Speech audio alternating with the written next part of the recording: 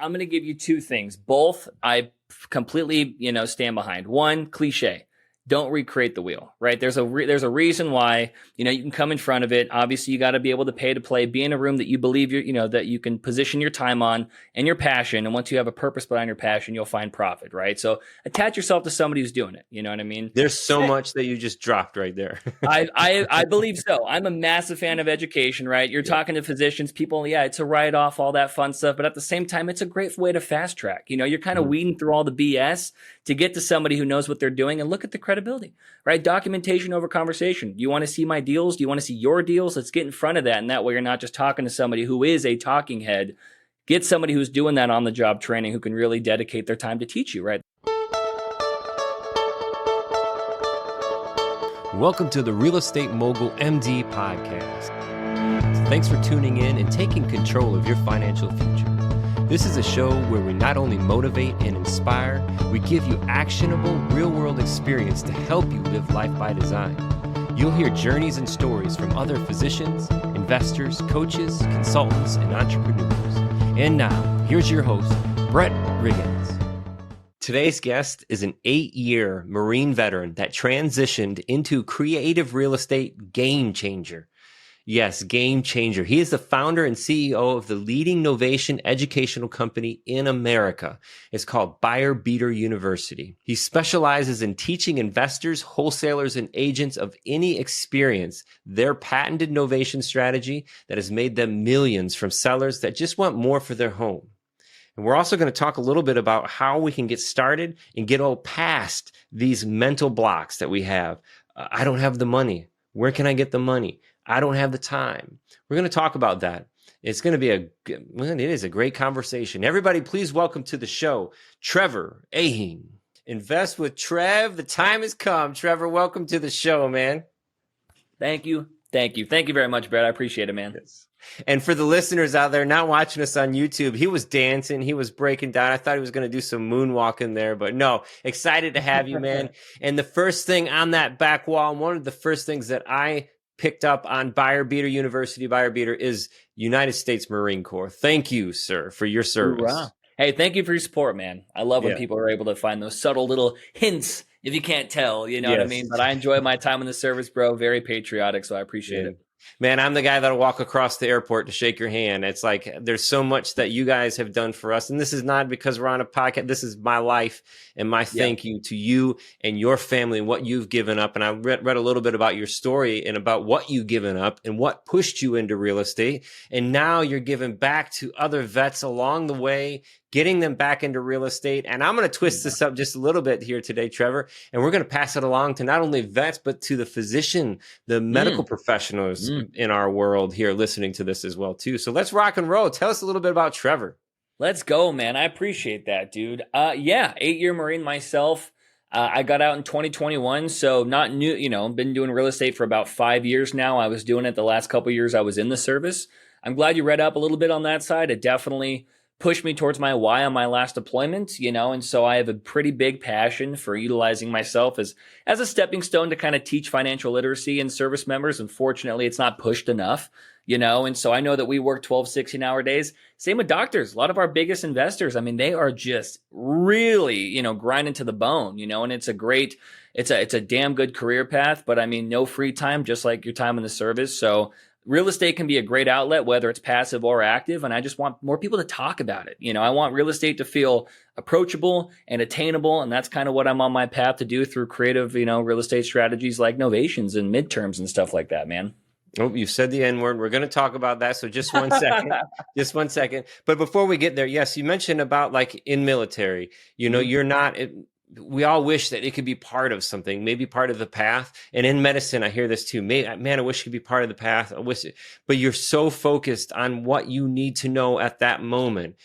So being focused, I'm not a military man, but that's why I'm so grateful for you and everyone that served like you and those families who will also give so much to that as well. But you focused on the right thing, surviving, protecting that your brother, your sister beside you out there battling, knowing what to look for, knowing what to do, how to do things. That's the important piece. So when we say, oh, you should be invested in real estate, I could kind of see why that kind of gets pushed aside. But we start all of it by having these conversations and say, hey, it's possible if you're out there in the military right now. These are some things that you can do.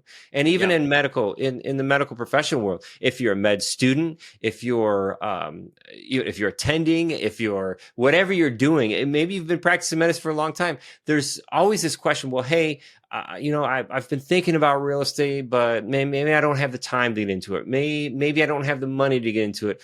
All of these things are limiting beliefs. I call them excuses. We all have them, right? We all have them, and there's ways around it. And being able to connect with somebody like you and your team is a way to get over some of those things. So let's talk about this N word. Let's talk about novation. What in the world is novation?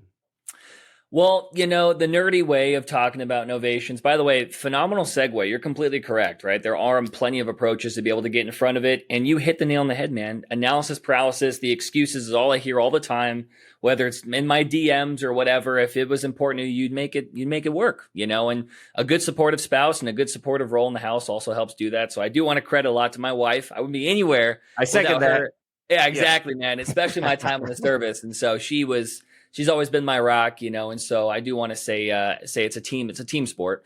But novations, replacement of one's position, a great way to describe the novation to me, just to at least get people intrigued. It's kind of like an on-market wholesale, right? It's an assignment of your position where you can really test the optimism of the market instead of just trying to give it to an investor for a lower price, right? You can work your seller into a lot more of their equity, rightfully so, by the novation model. And that's what really drew me towards it. So, what do you say when you hear that's illegal? Have you ever heard that before? Yeah, I definitely have. I hear the same exact, kind of feel that the whole narrative behind it is because some bad apples have kind of ruined it for the rest of us.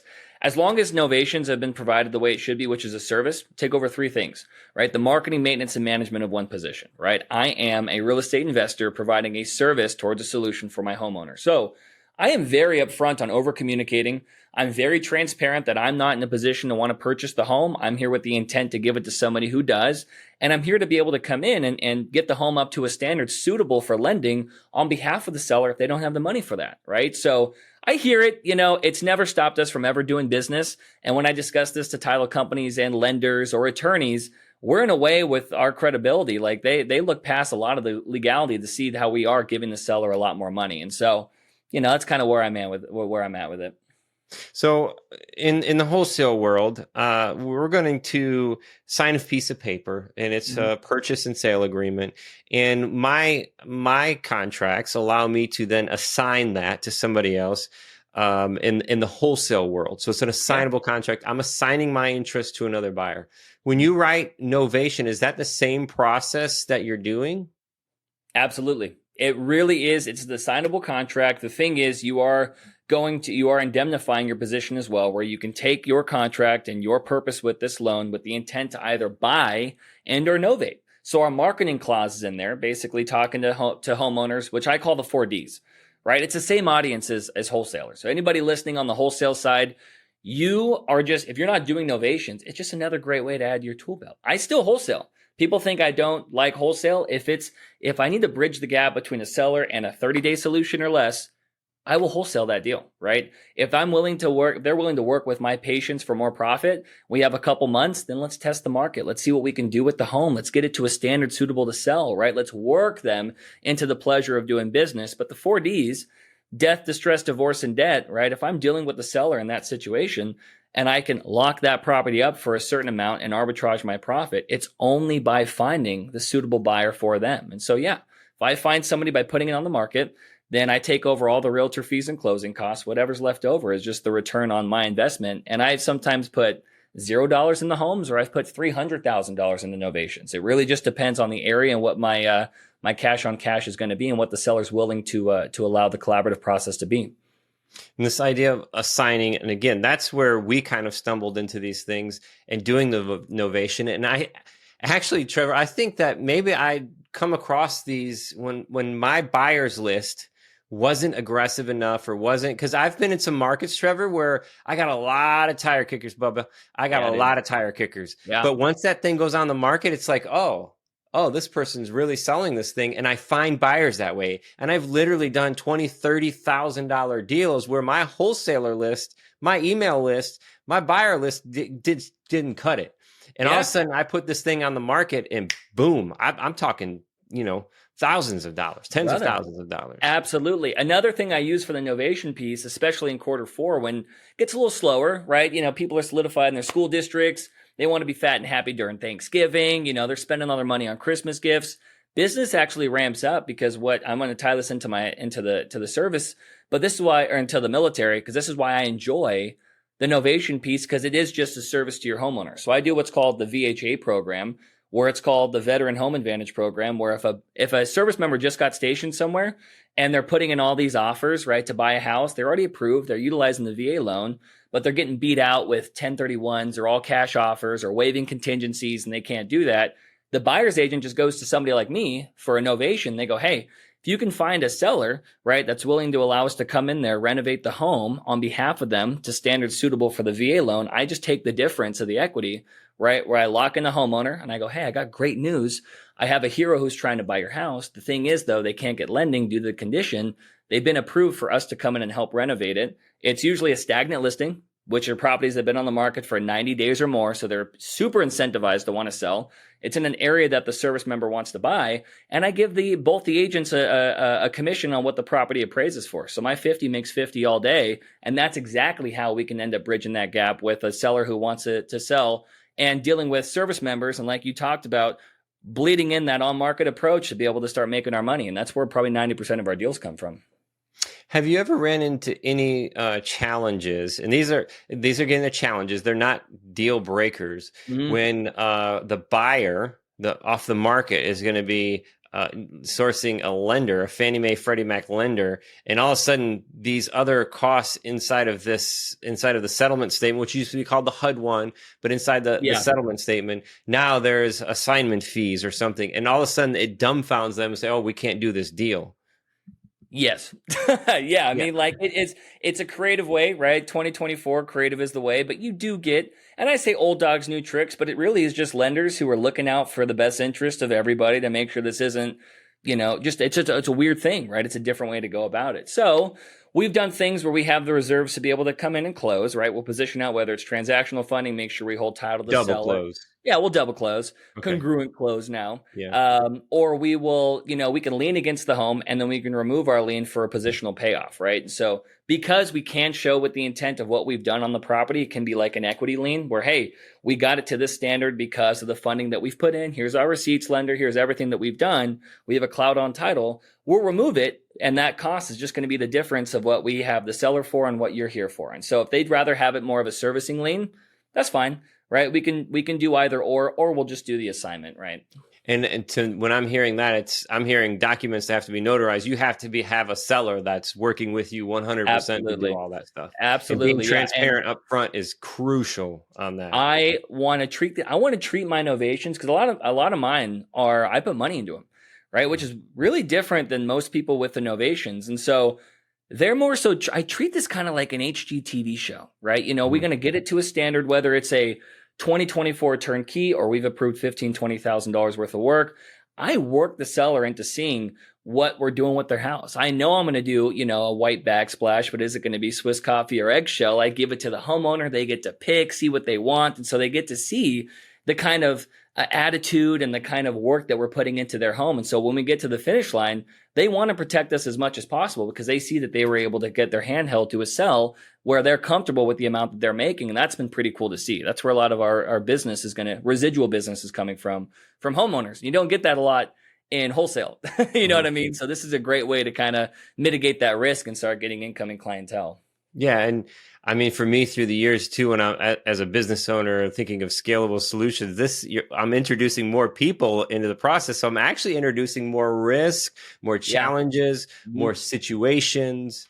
And it's not all sunshine and rainbows. No, I've flown too close to the sun multiple times, right? I go, wow, this looks great on paper in Arkansas. I know nobody in Arkansas, right? So I have to set up shop. I got to get a contractor. I got to take the agent's word. So nationwide, and I've done deals just about every state nationwide, I'll put 5,000 or less. That's my risk tolerance. I can transact on those deals. But if we're looking at putting more money in the home and really working with sellers to get them, a standard where, it's going to be more of that HGTV, system, it's going to be in my 5 states, right? California, Florida, Texas, Nevada, Arizona are my 5 major markets that I have great people that can put a good pulse on it. I'm not saying we won't go outside of that, but that's kind of where our community involvement comes in, where I teach people that to do this, and then I'll give you deals and the money, and you can help property manage it, right? And so that's a great way to have somebody there who I trust to do deals with. And so that's kind of where we're trying to mitigate that risk. And that to me sounds similar to a system probably to one of your mentors. And we talked about this pretty before we started recording. Who did you learn this stuff from? Good old Pace Morby, man. I mean, that's a name that I think everybody who's heard Novations has heard of. So, and I hear this a lot from a lot of physicians who he went on like a marketing blitz. I don't know. I felt like the last maybe 4 to 6 months ago, he went on a marketing blitz. And all of a sudden I had so many physicians, hey, what about Pace Morby? And what about this sub-2 stuff? And it's just like, holy cow. Yeah. I mean, I can tell you my experience going through these types of deals and what's going on. So it's interesting, now having his mentees, coming through and speaking, and it works. Like it's working, right? Yeah. It's absolutely working. I thought, it's something where I find it scalable. I can really put my brand behind. I enjoy doing it, and it's not the only thing I do though. You know what I mean? I think when people you just said doo-doo.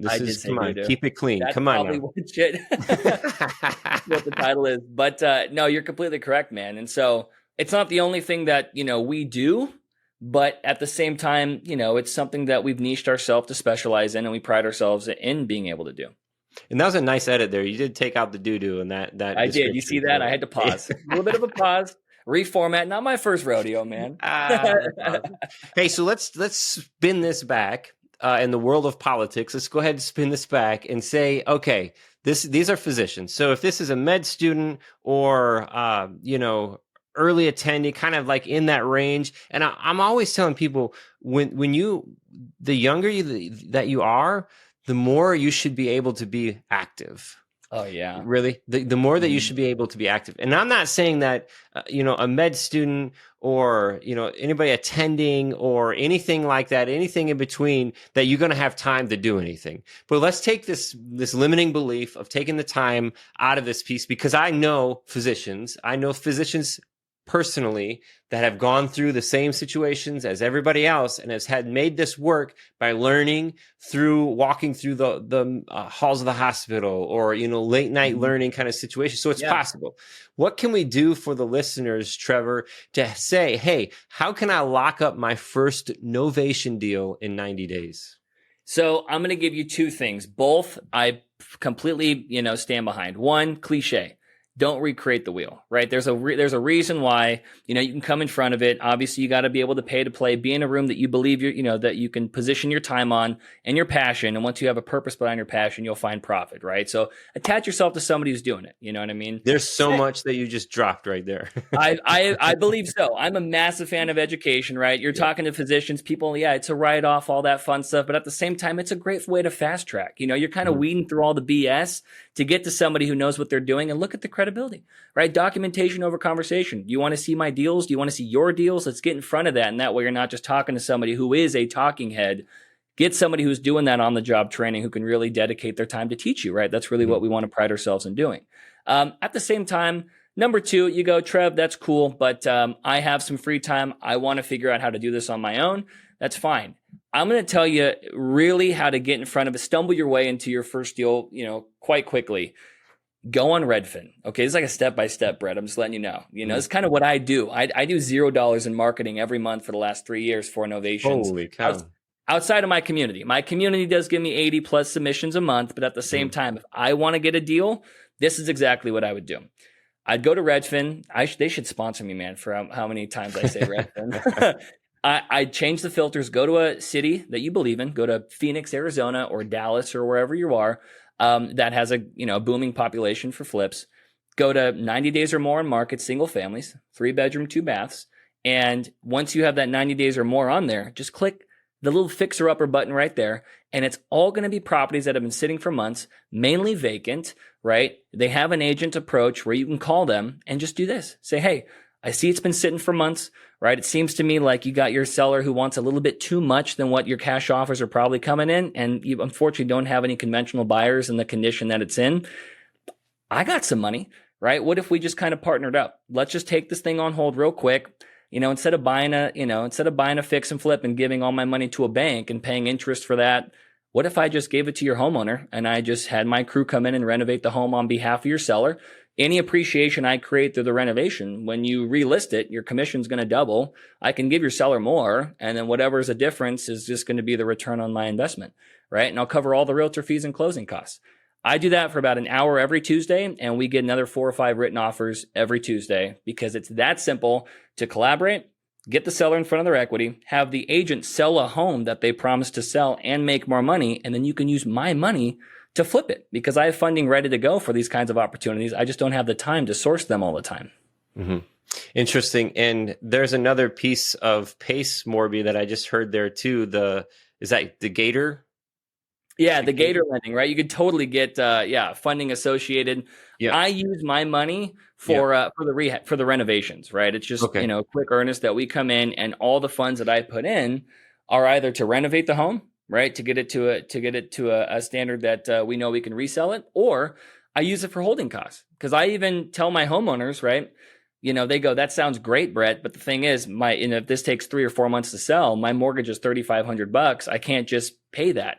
Well, then I'll give you $4,000 a month, right? So I'll cash flow you $500 a month. I do it for 2 reasons. One, it's a whole hell of a lot cheaper than interest-only payments, right? And 2, I make it applicable to the price I promise you. So that way, if it takes 4 or 5 months, if I guarantee you a certain amount every time I've paid you monthly, I just deduct it from that price for a convenience fee for you. And that's where the collaboration comes in. That's why I really enjoy doing business with sellers that see the benefit of doing a model like this, because it's just a way to flip a house you don't own and make a great return on your investment. Yeah. So it's like, I hear that as like a seller finance, but you don't take title and you never take title. So in those situations, you've got the purchase agreement. Are you, some states we can record these so they can't do anything else. You call it cloud on title, but I also heard, so recording a memorandum of purchase sale agreement. I also heard almost like a mechanical lien. If I'm doing the work, I'm going to have the seller sign this document saying, hey, this is the additional cost that needs to come from this work that's being completed. Are there multiple additional documents you use to mitigate your risk when you're doing this? Just a pinky promise, no, no, absolutely, brother. Of course, and that's something that you learn. It is state by state, but there are a couple extra, ways of documentation, but that's the cool thing about what we do is we have that on lock. If that's something that we want to take care on the back end, we pride ourselves on the transactional side of things. So, we have our purchase and sell, we have our novation indemnification. We have an attorney in fact, which allows us the right to be able to choose and hire an appropriate agent that can benefit and work on behalf of both of us. That's not a power of attorney, and in some cases, in certain states, we do a power of attorney, and that shouldn't scare anybody. When it comes down to it, it is a limited power of attorney, but that's just in case if we're putting a lot of money into this deal, we want to make sure that we can control who the property is going to get sold to, and no matter what, if you are trying to walk away or we do have to exercise this, we're going to give you exactly what we guaranteed you anyway, right? So it really is it's very seller friendly. And we have a couple other documents. Mechanics liens are great. California, they do equity liens, so you can show proof of appreciation. And we can get all the nitty gritty on that, which is something I love. But yes, the answer to your question is 100%. There are plenty of ways you got to protect yourself. So definitely outside of the box. You said in 2024 is the creative is the way. I'm a licensed real estate agent in a couple states. Nice. I'm also with the realtor kind of thing, and I could have a whole brain dump on how displeased I am with the whole realtor platform and the just the culture around it, and almost the arrogance in the norm that I feel when it comes to it. I don't know if you feel me on any of this stuff, but when you come in with a creative scenario, it's like screech, here comes the broker in charge, and all of a sudden people are, who are you trying to take advantage of, all this stuff. Have you experienced that when you're just a little bit different, and then all of a sudden it's like you got to hold a real estate agent's hand through the process? Dude, yes. I mean, I'm a young buck, so coming in front of it, not being taken seriously, it's unfortunate that agents can, right? And this is the bad apple thing, not everybody, but they can definitely be very black and white in a sense where if it ain't broke, don't fix it, old dog, new trick mentality. And when you bring something creative because they don't understand it, they're just going to shut you down, which I think is doing the seller a complete disservice because of the way the rates are, because of the way their property is. We have a great solution for them. And for you not to even, present it because they're going to ask you the questions as somebody they trust and confide in, and you don't know. I mean, just take a nice slice of humble pie and let us go over it together so you can learn something in your toolbox. You know what I mean? I get it all the time. But at the same time, what's really cool is once they shut it down, I'll revisit it or I'll sell another property right around them and I'll let them know and just kind of slowly but surely show them that this is something that we can do. And then they'll open the doors. Let me teach them and their brokers or their agents. And that's a great way to kind of come in through cause of action instead of just trying to, go directly to them and their property. They have to kind of see the proof in the pudding first. But agents have been great. But a lot of my business comes from reoccurring agents. When they see it work one time, all their business is freaking novations. They go into a listing appointment. They go, I could list it, but I have a creative department who could put yada, yada, yada. And then they just call me and say, hey, Trev, this is a great novation. Have your 20 make 20, give the seller some more. And my commission's going to be 6%. I go, okay. Right. And it's a really good way for us to all work together if they know what they're preaching and what they're talking about. You know what I mean? Yeah. Let me get a hold of my creative department. I love that one. Yeah, dude. I always say I work for you. Like I always say I work for you. When you pitch me, you can be the big guy on the block. I'll work for you. That's fine. Yeah. And it's difficult too, because agents are kind of like that in between. It's different than direct to seller. So in a direct to seller, this works both ways. Like you can do novation when you're direct to seller. You can do novation when you're speaking with the agent. But sometimes it's difficult. That agent is the wall, especially in commercial real estate. There's this wall that's like, you are not talking to my seller. Yep. I'm not. You're going to take my deal from me. Sometimes you have that kind of hardcore, dude. Yeah. So if you're explaining this to that person, and maybe the wheels aren't turning completely in that process, and then they've got to explain it to somebody else that's not in real estate, it's kind of like, oh, this is going to be a tough. But I cannot stress, and I'm sure you will echo this, when you're honest and transparent up front, how much better that process works from start to finish. Huge. It is absolutely huge. And that's kind of where I can see the scariness, right? Creative shouldn't be confusing. It should be complementary. So you need to not you just don't overindulge with the agents. Don't word vomit, on their listing. They're going to shut off.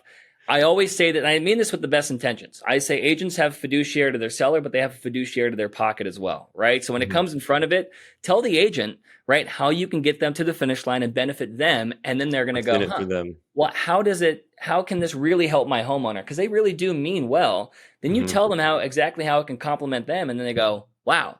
And then I don't want them to talk to the seller themselves because it's kind of like a game of telephone. You just said it. So I just say, if this sounds like something that you might be willing to, entertain, let's do one more phone call and then let's do a three-way with your homeowner. So that way, if they have any questions, you're the one who brought the solution to them and I can answer them on behalf of you.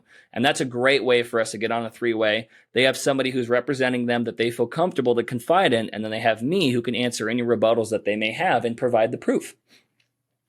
So there actually is a lot to this. Like it's not super complicated, but there are a lot of pieces, and the more resources that you have, the more risk you can mitigate. So in order to put this stuff together, man, you shared this with me, buyerbeateruniversity.com. Buyerbeateruniversity.com. I'll have it in the description. Yeah, what's that? I said that's us. Yeah. So that's where the listeners can connect with you, learn more about the novation thing, and really, and I really see it for that maybe newer approach, more active. Like Mhm. this is not, I would not suggest this for somebody who is, maybe looking to scale as if medicine is the thing, to keep medicine the thing. This is probably not something where you can devote your time to scale or to move. You might be a little hesitant on that because you've scaled it and it's working for you. But I'm just thinking in the medical professional world, it's probably for a newer approach to be more active. But this is a great resource, buyerbeateruniversity.com, to connect with you. What's going on there? What can they get from that platform? Yeah, I want to piggyback off that, right? Because I think you are correct. This is something that's a little bit more nuanced. This is something where you really got to devote yourself to becoming a subject matter expert in, because it is creative, right? It is different. You need to be able to really comprehend and understand what you're saying to have that confidence. And we really just provide that confidence, right? Buyer Beater University, kind of just stems where we want to lay a baseline of education down. And my whole thing is you find it, we fund it. If you have a couple hours throughout the week and you just want to look at where we're buying or where we're novating and you want to give a couple agents a call and really offer that service and you have somebody who has a bite, you can submit those opportunities to us. We'll close it on behalf of you and then we'll attach you to the equity on that deal because we're more of a dispositions company, right? You're out there, you're practicing, you're doing your medical stuff. And then, we offer a couple things where we have a lot of physicians who are just lenders, right? They want to make a great return on their money and they want it to be asset backed. We'll just utilize their funding for deals. Or they go, hey, I do want to make another, 20, 30, 40, whatever your goal is, we can create a roadmap for you and say, I'd recommend doing this over here because I know we can perform. And you just open the door. We'll come in and help close it and transact on those deals. And it's a really fun collaborative community to be a part of. What happens if the listeners maybe have an opportunity that's outside of those areas that you like to roll in? Is there any opportunity there? Oh yeah. We call it our dominators, right? We have a lot of people who invest themselves into really becoming subject matter experts that we teach one-on-ones on, and then we give deals to. So if you have an opportunity where it might be outside of the 5 that I'm willing to personally put my money, I have people that are on ground in that state, multiple, that will go, hey, I'd like to take that on. And so they can either get an upfront assignment fee or they'll attach you to 25% of the equity on the deal and they'll fund everything, right? So we have a pretty good pulse in most states, and so that way, if it's just not wanting to do business or in somewhere where I might entertain it, I can definitely push it to somebody who I have trust and confidence, who know the Novation strategy. So I have a nationwide real estate acquisition company. At one point I had 13 acquisition people. Like it was so stressful. I'm glad that I don't have to do that anymore.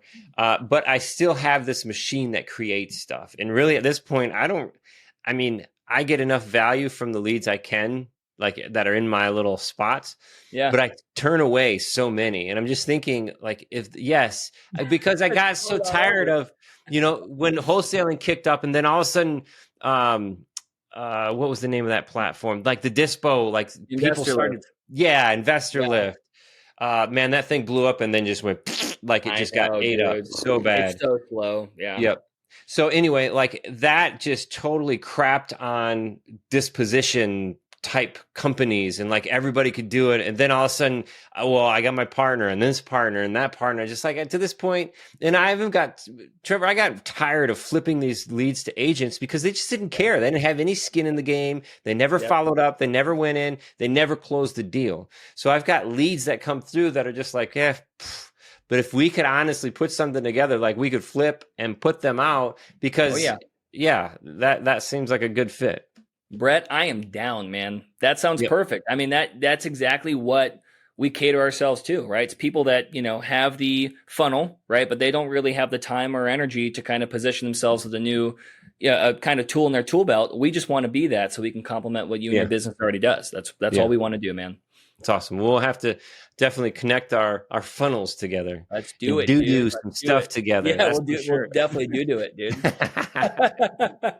Hey, man, if you could go back, let's say 10 years, and man, just with the knowledge and the experience that you have now, 10 years ago, and you sat beside somebody that may have been on a similar path to you. This probably, was that military time for you? Yeah, it was. I was 3 years in the service at that time. So why don't you go back and sit beside somebody that was on that same military path as you, but now you have the knowledge and experience that you have back then. And this is something that you would tell that person. And it wouldn't be to change your life. Maybe it would be to change their life. What would you tell them? I would probably say imperfect action is better than perfect non-action, right? I mean, taking the small steps and failing forward into something is so damn crucial to at least gaining your footing, you know? And so at 21 years old, that imperfect action, you have nothing but risk to be able to take at that time, right? To even identify if that's even something you want to do, you know? And so that's kind of what was told to me. And I started to get into the VA loan, right? Because I don't come from real estate. My mom's retirement plan is me. You know what I mean? Like, we got nothing out there. And so identifying that, it just, because you have the lack of education doesn't mean you have the lack of intuition to do it. And so I went to a meetup, you know, and somebody told me to use my VA loan to house hack. I started doing that, not knowing what I was doing. And next thing you know, there was another quote. I'm kind of rambling, but I basically, to feed off that, Brett, was nobody knows what they're doing, but some choose to do it anyway. And that's the imperfect action piece, right? So I can't tell you anything to give you the reassurance. I'm just telling you to take that first step. Yeah, yeah. And sometimes, man, all the tuition that it's going to cost you is just to take action. That's Huge. all. And when you say fail fast, it makes me think of keeping the feedback loop tight. Because if you're failing and you're not knowing you're failing, you're not going to be heading in the right direction. So it enables you to steer. Keep the feedback loop tight. Keep the people close to you that have already done what you want to do. That's huge. Yeah. And making sure that, that you're trusting and depending on people that are transparent and that are able to show you, hey, this is what I've done. This is a deal that I did in that same area. This is how it did. This is what I would do differently. If you can work off of that and use those steps as your foundation, man, it makes me think of, do you know who Jim Rohn is? Yeah. Jimmy. I think that Jim Rohn, and the listeners are probably tired of me saying this. It should be a class in high school. Like, Jim Rohn should be a class in high school. Oh yeah, dude. But he was a quote, and I'm horrible about quotes, but he said, use the books that you read to step on to grab the higher things in life. That's right. Badass. So using those things, just like you say, fail fast, take action. Imperfect action is action. It's moving. It's not sitting still. And the coolest thing is that people always forget when they see us and now we own 24 doors and we're doing all this stuff. We're still figuring it out. You know what I mean? Like, entrepreneurship is always a journey where you will always be a student. I'm just able to throw up and put into action what I'm learning from people I look up to, which is exactly what you just talked about. So we're never going to know everything, but we're always going to strive to know one more thing than we did the day before. Yep. Yeah. And it's always best to start now.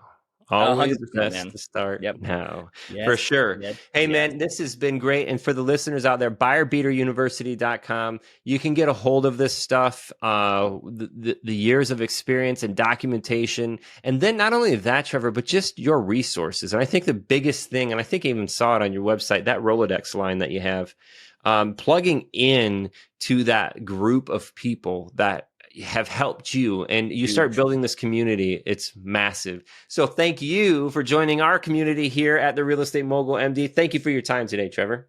Dude, thank you so much, Brett. I really appreciated it. Awesome. And to the listeners out there today, every time that we kind of close up a show here, I think of a way to kind of sum it up. But just today is just about taking action. And it doesn't matter where you start from and what you have, where you thought you were going to go. It's all about who you become along the way. That's all building these steps for you. And today, to sum this up, is just get with it. Get after it.